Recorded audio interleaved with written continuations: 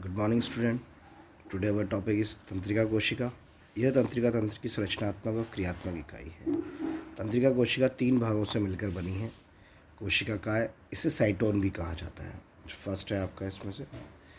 इसमें एक केंद्र को प्रारूपिक कोशिकांग पाए जाते हैं। कोशिका द्रव में निचले ग्रेन्यूल्स पाए जाते हैं। सेकंड जो भाग है इसका ध्रुवाक्ष, कोशिका काय से निकले छोटे तंतु होते हैं। ये आपके उद्दीपन भेजते हैं। थर्ड जो इसका पार्ट है ये कहलाता है आपका तंत्रिकाक्ष। जैसा कि आपके डायग्राम में दिखाया गया, तंत्रिकाक्ष भी आपके डायग्राम में दिखाया गया, कोशिकाएं भी दिखाई गया, ध्रुवाक्ष भी दिखाई गया। सो तंत्रिकाक्ष होता है बेलनाकार प्रवर्ध होता है, जिसकी प्रत्येक शाखा सिनेप्टिक नोब का निर्माण करती है, जिसमें सिनेप्टिक पुटिकाएँ होती हैं और इन पुटिकाओं में पाए जाने वाले न्यूरोट्रांसमीटर तंत्रिका आवेगों के संप्रेषण का कार्य करते हैं। तंत्रिकाक्ष के माध्यम से आवेग न्यूट्रॉन के तंत्रिकाक्ष से मिलने वाले स्थान को संधि स्थल कहते हैं, जहाँ पर ही मतलब एक जो न्यूरॉन होता है वो दूसरे न्यूरॉन से जब मिलता है, ठीक है, तो उसके जो बीच में जो स्पेस होता है उसको संधि स्थल को सिनेप्स कहते हैं। ट्रिक यानी कोशिका का दूत, कोशिका का, कोशिका का है, दू से ध्रुवाक्ष, त से तंत्रिकाक्ष। मतलब आप यहाँ देखते हैं यहाँ पर कोशिका का दूत यानी कोशिका, कोशिका का यानी कोशिका काय, और दू से ध्रुवाक्ष और त से तंत्रिकाक्ष। यहाँ पर हमने केवल 3 वर्ड्स की ट्रिक बनाई है। कोशिका का दूत, कोशिका का दूत, कोशिका का यानी कोशिकाएं, और दू से ध्रुवाक्ष और त से तंत्रिकाक्ष। दूत का कार्य संदेश का आदान प्रदान करना है। 9 तंत्रिका कोशिकाएं न्यूरॉन के कार्य जो होते हैं, ये कोशिकाएं उद्दीपनों को संवेदी अंग से मेरुरज्जु तक ले जाती हैं और वापस कार्यकारी अंगों तक लाती हैं। प्रतिवर्ती क्रिया, किसी घटना की अनुक्रिया के फलस्वरूप अचानक हुई क्रिया को हम प्रतिवर्ती क्रिया कहते हैं और प्रतिवर्ती क्रियाओं का संचालन मेरुरज्जु के द्वारा किया जाता है। अगला टॉपिक है आपका अंतःस्रावी तंत्र। अंतःस्रावी तंत्र एक ऐसा तंत्र है जो तंत्रिका तंत्र के साथ मिलकर कोशिकीय क्रियाओं में समन्वय स्थापित करता है और दीर्घ अवधि के निरंतर नियमन हेतु शरीर को अंतःस्रावी तंत्र द्वारा स्रावित हार्मोन की आवश्यकता होती है। अंतःस्रावी जो ग्रंथियाँ होती हैं, ऐसी ग्रंथियाँ होती हैं जो नलिका विहीन होती हैं, अपने उत्पाद हार्मोन को सीधे रक्त धारा में स्रावित करती हैं और अग्नाशय व अंडाशय आदि अंतःस्रावी के साथ साथ बहिस्रावी ग्रंथियाँ भी होती हैं। मतलब 2 तरह से बिहेव करती हैं ये, एक अंतःस्रावी भी और एक बहिस्रावी भी। That is clear. Now next page पे हम आते हैं।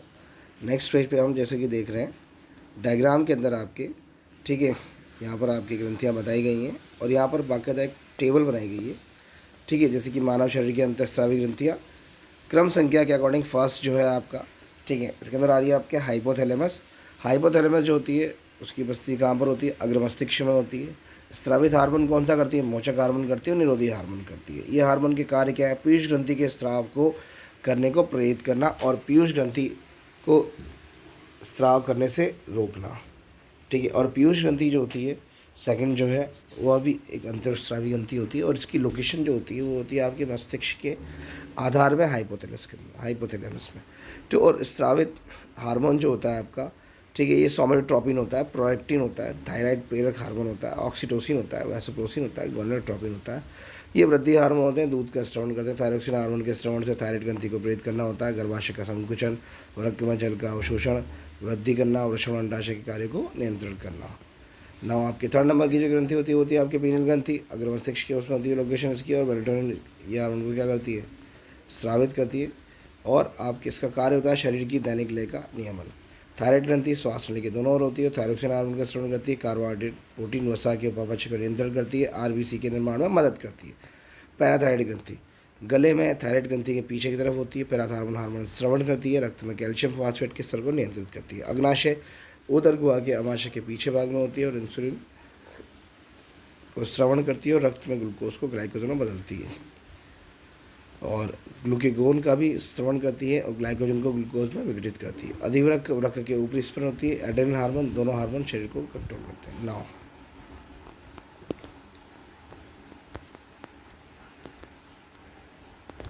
और एड्रेनल जो होता है ये आपका आपातकालीन हार्मोन भी कहलाता है और आपातकालीन स्थिति में सुरक्षित रखते हैं ये, ठीक है। एड्रेनल जो होता है आपका ये भाग एड्रेनल भाग में होता है, एड्रेनल और नॉन एड्रेनल।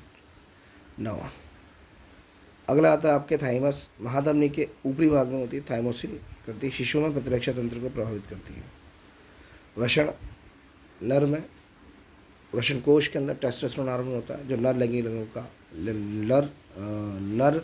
लैंगिक अंगों का विकास करता है और शुक्राणु निर्माण में मदद करता है। अंडाशय स्त्री की अगर हम बात करें तो ये स्त्रियों में होता है और गर्भाशय के दोनों ओर होते हैं और एस्ट्रोजन और प्रोजेस्टेरोन दोनों हार्मोन स्रावित करते हैं और दोनों हार्मोन स्त्रियों में होने वाले लैंगिक परिवर्तन व अंडाणु निर्माण में मदद करते हैं।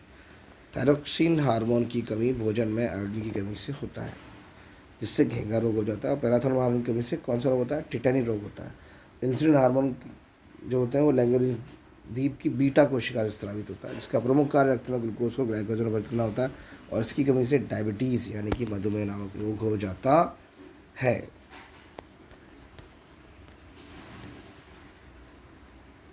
यहाँ पर आपका चैप्टर जो है वो कंप्लीट होता है, ठीक है, यानी आपका चैप्टर यहाँ पर बिल्कुल कंप्लीट हो जाता है, ठीक है। अगले चैप्टर को हम अगली क्लास में कंटिन्यू करेंगे। थैंक यू वेरी मच बच्चा।